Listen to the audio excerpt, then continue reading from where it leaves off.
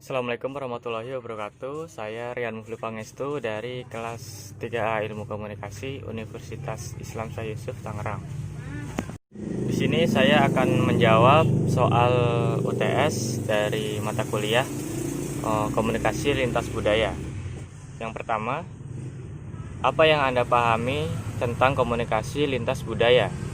Komunikasi lintas budaya adalah proses komunikasi atau proses pertukaran makna antara individu dengan individu lain yang berbeda latar belakang kebudayaannya, atau bisa juga disebut sebagai pertukaran makna yang berupa simbol-simbol antara individu dengan individu lain yang berbeda latar belakang kebudayaannya. Contohnya misalnya komunikasi yang dilakukan oleh orang Jawa dengan orang Sunda. Nah, itu merupakan komunikasi lintas budaya.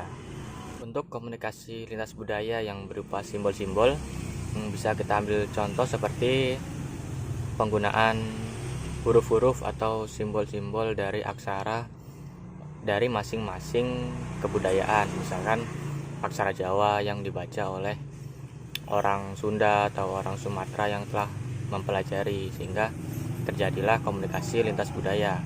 Atau bisa juga simbol-simbol yang tersirat melalui pakaian-pakaian adat mereka, contoh batik dan lain-lain.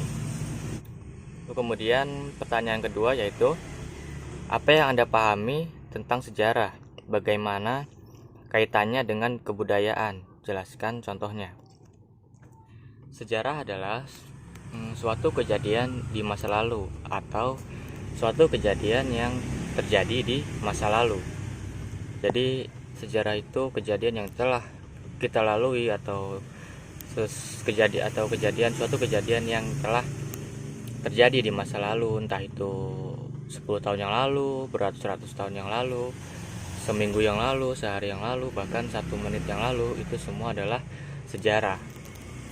Jika dilihat dari segi ilmu pengetahuan, ilmu sejarah merupakan ilmu yang mempelajari kejadian-kejadian yang telah terjadi di masa lampau atau di masa lalu. Tujuannya adalah untuk mengetahui bagaimana kehidupan masyarakat atau kehidupan manusia di masa lalu, agar kita dapat mempelajari sebenarnya apa yang terjadi hingga bisa hal tersebut bisa terjadi di masa sekarang. Kaitannya dengan kebudayaan tentu sangat berkaitan, karena kebudayaan ini adalah sesuatu yang dinamis, yaitu terus bergerak mengikuti waktu dan zaman. Jadi adanya sejarah tentu sangat membantu kita untuk mengetahui apa yang benar dan apa yang salah di masa ini, agar menjadi suatu kebudayaan yang baik dan benar. Kemudian hubungan sejarah dengan kebudayaan. Menurut saya hubungan sejarah dengan kebudayaan tentu sangat erat dan sangat saling berhubungan. Kenapa? Karena kebudayaan itu adalah suatu hal yang dinamis atau selalu bergerak mengikuti waktu dan zaman. Jadi, apabila ada sesuatu yang berubah dari kebudayaan tersebut, mungkin sesuatu yang melenceng dari kebudayaan tersebut yang mengakibatkan rusaknya kebudayaan tersebut, kita dapat melihat kembali sejarah kebudayaan tersebut, bagaimana dahulunya, bagaimana terciptanya, bagaimana nenek moyang kita dulu, agar kebudayaan itu tetap lestari dan tetap menjadi sebagaimana kebudayaan itu seharusnya. Untuk contohnya, mungkin saya akan mengambil contoh dari kebudayaan yang paling dekat dengan kita, yaitu kebudayaan dari keluarga kita sendiri. Karena saya dari keluarga Jawa, saya akan mengambil contoh tentang kebudayaan Jawa. Jadi dalam kebudayaan Jawa itu kan erat kaitannya dengan sopan santun, adab, dan terhadap orang tua atau orang yang lebih tua seperti kakek, nenek, atau buyut-buyut yang sepuh-sepuh gitu. Nah, di situ peran sejarah di sini sangatlah penting karena kita sebagai anak atau cucu-cucu yang lahir di era modern sekarang ini tentu memiliki kebudayaan yang berbeda dengan mereka. Dalam hal ini, sejarah itu sangat penting karena harus ada yang memberitahu, harus ada yang menceritakan tentang bagaimana kebudayaan di keluarga kita yang sebenarnya atau yang baiknya seperti apa kita berperilaku. Itu harus ada yang menceritakan. Nah, cerita itu diambil dari sejarah yang telah mereka lewati. Misalnya sejarah itu diceritakan oleh orang tua kita. Nah, kemudian pertanyaan selanjutnya yaitu jelaskan bagaimana agama Islam memandang kematian dan kaitannya dengan kebudayaan. Dalam agama Islam, kematian adalah suatu hal yang pasti. Kematian itu pasti akan dilalui oleh setiap makhluk yang hidup di muka bumi ini. Jadi, jika dipandang dari sudut agama Islam, kematian adalah hal yang mutlak yang akan terjadi pada setiap individu yang memiliki nyawa. Lalu kaitannya dengan kematian dalam konteks Islam dengan kebudayaan adalah tentu setiap kebudayaan memiliki perilaku yang berbeda-beda terhadap menanggapi suatu kematian. Kebudayaan di Indonesia setelah kematian, setelah seseorang itu meninggal dunia, maka kita akan melaksanakan yang namanya tahlilan.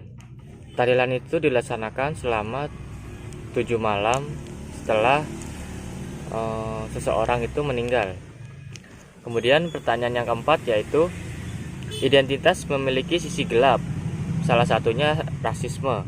Jelaskan apa yang dimaksud rasisme dan berikan contohnya.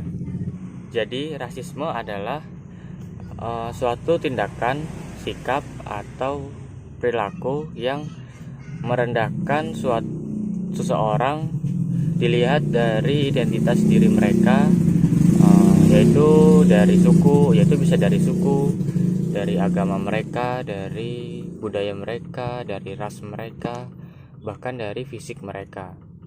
Rasisme juga dapat diartikan sebagai paham yang menyatakan diri mereka adalah ras yang paling baik, sehingga ras yang selain mereka adalah ras atau orang-orang yang buruk.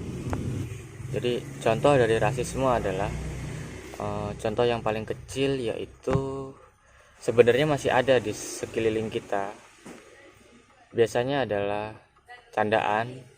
Candaan ini sebenarnya termasuk rasisme, tapi di masyarakat kita atau di kalangan lingkungan kita ini masih belum sadar akan bahayanya atau akibat dari rasisme ini.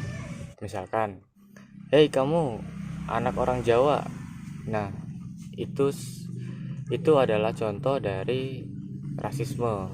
Contoh lain rasisme adalah ketika kita memanggil seseorang dengan sebutan gendut kalau dia gendut, dan sebutan kurus jika dia kurus. Kemudian pertanyaan yang terakhir yaitu yang pertanyaan nomor 5. Salah satu tujuan komunikasi lintas budaya adalah mengurangi tingkat ketidakpastian. Menurut Anda, bagaimana cara mengurangi ketidakpastian dalam suatu interaksi individu yang berbeda budayanya? Jelaskan beserta contoh. Oke, saya akan menjawab pertanyaan nomor 5 mengenai ketidakpastian. Jadi ketidakpastian antara budaya yang berbeda itu pasti terjadi karena penyebab terbesarnya ketidakpastian tersebut adalah faktor bahasa yang berbeda. Setiap kebudayaan pasti, apalagi di Indonesia, pasti memiliki budaya-budaya dengan bahasa yang berbeda-beda pula. Maka dari itu, untuk meminimalisir ketidakpastian tersebut, komunikasi antar budaya, ada banyak hal yang bisa kita atasi atau bisa kita perhatikan agar tidak terjadi ketidakpastian tersebut. Salah satunya adalah berani berbicara. Jadi yang perlu kita lakukan adalah hanya berani untuk berbicara. Berani untuk berbicara agar lawan bicara kita mengerti apa yang kita maksud. Misalkan kita dari desa terpencil, lalu merantau keluar. Yang perlu kita lakukan hanyalah berbicara, jangan hanya diam karena kita tidak tahu bahasa mereka seperti apa atau budaya mereka seperti apa. Itu hanya akan menimbulkan ketidakpastian. Lalu yang kedua, caranya yaitu memperbanyak intensitas komunikasi. Nah, memperbanyak intensitas komunikasi ini sangat penting karena kita hidup di Indonesia ini dengan berbagai macam budaya, dengan berbagai macam bahasa. Jika kita tidak pernah berbicara dengan orang lain, tidak pernah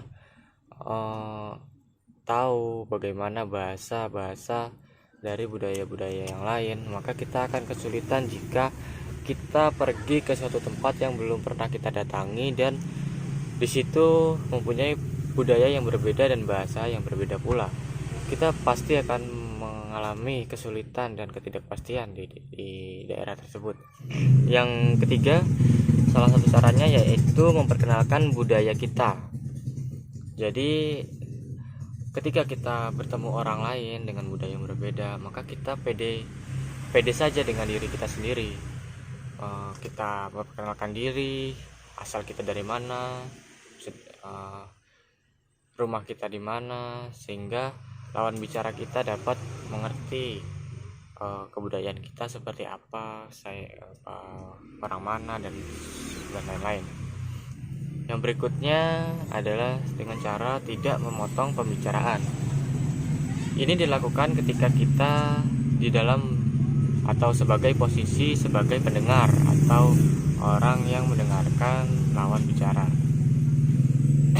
Ketika lawan bicara kita sedang berbicara, maka agar tidak terjadi salah pahaman dan ketidakpastian, diusahakan kita agar tidak memotong pembicaraan lawan bicara kita, karena di situ bisa saja lawan bicara kita tersinggung atau kita tidak pernah tahu apa yang dia rasakan ketika kita memotong pembicaraannya.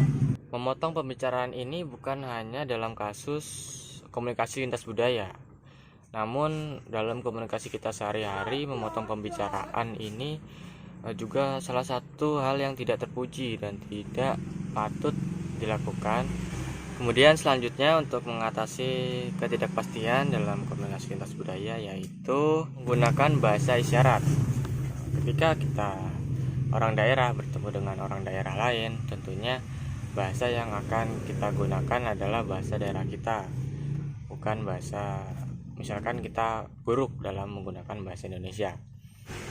Seperti contohnya ketika kita ingin meminjam korek kepada lawan bicara kita yang memiliki budaya lain dan bahasa lain dan tidak mengerti bahasa kita, kita bisa menggunakan bahasa isyarat dengan cara seperti ini.